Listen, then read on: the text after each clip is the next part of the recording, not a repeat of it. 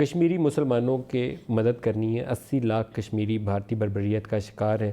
پاکستانی ریاست کا ایک وہ طریقہ کار تھا جو 90 کی دہائی میں ہمارے ہاں جہادی تنظیمیں تھیں اور ہم اس کو سپورٹ کرتے تھے۔ 9/11 کے بعد کی دنیا میں وہ قابل قبول نہیں ہے۔ وہی حافظ سعید جن کو ہم بہت پرائیڈ لے کے دنیا کے سامنے بتاتے تھے، آج ہم نے ان کو پابند سلاسل کیا ہوا ہے۔ تو اب مدد کی کون سی شکل ہوگی؟ بسم اللہ الرحمن الرحیم۔ شکریہ ندیم ملک صاحب آپ کا، اور آج آپ کی وساطت سے مولانا بشیر احمد فاروقی صاحب سے بھی ملاقات ہو رہی۔ میری ملاقاتیں ہیں، بارہا ہیں، کئی دفعہ ہیں، لیکن آج پھر ایک موقع ملا آپ سے ملنے کا۔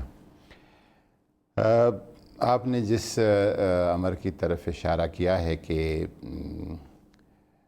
کشمیر میں شاید وہ جہادی عنصر جس کو ہم آزما چکے ہیں، اب وہ کوئی آزمودہ نسخہ نہیں رہا، اور اس کی کہیں اس خطے کی صورتحال اور بین الاقوامی بہت سارے عوامل ہیں جس کا آپ کو بھی پتہ ہے، قوم کو بھی پتہ ہے، اور قیادت وہی ہوتی ہے جو کہ وقت کے مطابق فیصلے کرتے ہیں، اور ایسا رستہ اور طرز عمل اختیار کرتے ہیں جس سے اس خطے کو یا جہاں پہ وہ فائدہ پہنچانا چاہتے ہیں فائدہ ادھر پہنچے۔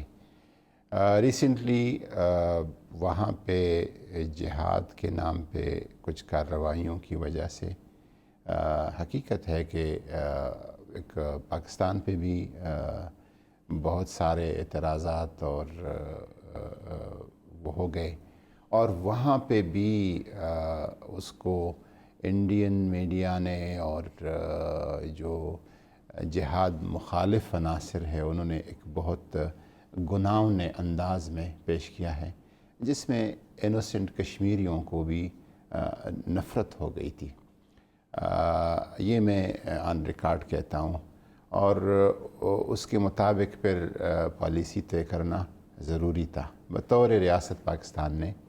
اب کشمیریوں کے لیے کشمیریوں کے حقوق کی بات کرنا، کشمیریوں کے لیے آواز، تو آپ یہ کہتے ہیں کہ جہادی تنظیموں کی اب پاکستانی سرزمین پر جگہ نہیں ہے؟